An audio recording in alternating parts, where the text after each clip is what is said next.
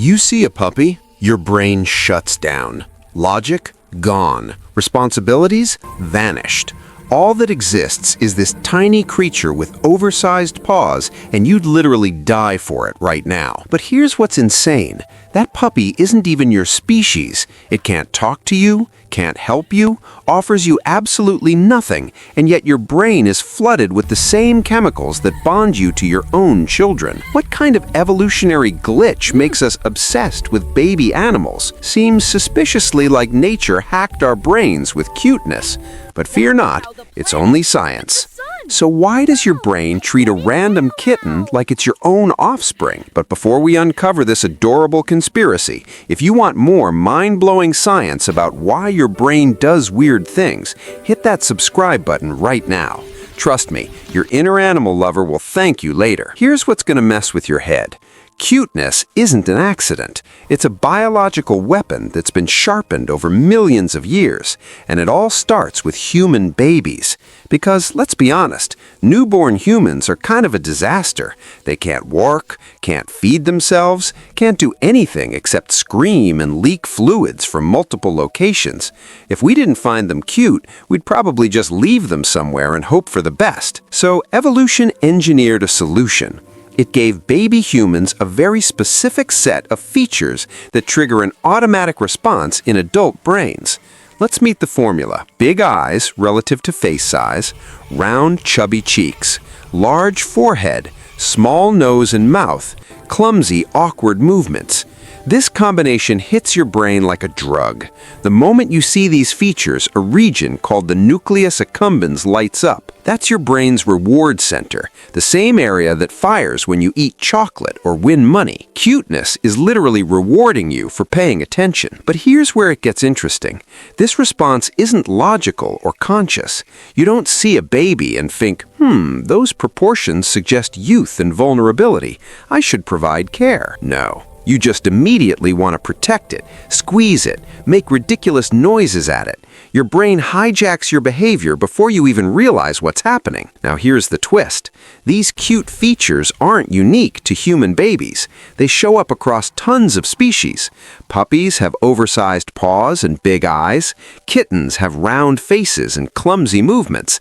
Even baby pandas, baby seals, baby elephants, they all hit the same notes. And your brain, which evolved specifically to respond to human infant features, can't tell the difference. It sees those proportions and goes into full protection mode, even though that's a completely different animal. This is called the baby schema, and it's one of evolution's most fascinating accidents. Your parental instincts evolved to keep human babies alive, but the trigger mechanism is so sloppy that activates for anything with similar features. Baby animals are essentially exploiting a loophole in your neural wiring. They didn't evolve to be cute to humans. They evolved to be cute to their own parents. But the features overlap just enough that your brain gets tricked into caring. But wait, there's another layer. Not everyone responds to cuteness the same way. Studies show that women generally have stronger responses to baby schema than men, likely because of evolutionary pressures related to childcare. But it's not absolute. Plenty of men lose their minds over puppies, and plenty of women are unmoved by baby animals. The response also changes based on your age, your parenting status, and even your hormone levels. Here's where it gets wild. The cuteness response doesn't just make you feel warm and fuzzy, it actually changes your behavior. When people look at cute baby animals, they become more careful, more gentle, more attentive to detail. Your brain shifts into a caretaking mode that affects how you move, how you speak, even how you make decisions.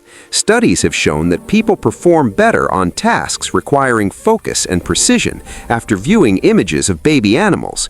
Cuteness literally makes you more competent at delicate tasks. And there's a dark side too. The same neural machinery that makes you want to protect cute things also makes you vulnerable to manipulation. Advertisers know this. That's why commercials constantly use puppies and kittens to sell you things that have nothing to do with animals.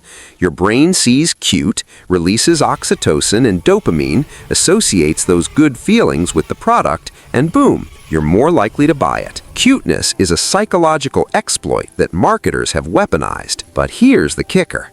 Not all baby animals are cute to us. Baby birds? Kinda creepy. Baby reptiles? Not triggering the response. Baby insects? Absolutely not.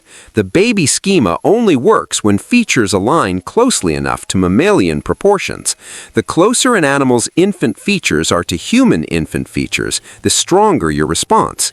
This is why we lose our minds over puppies and feel nothing for tadpoles. So evolution didn't intend for you to care about puppies. It intended for you to care about human babies.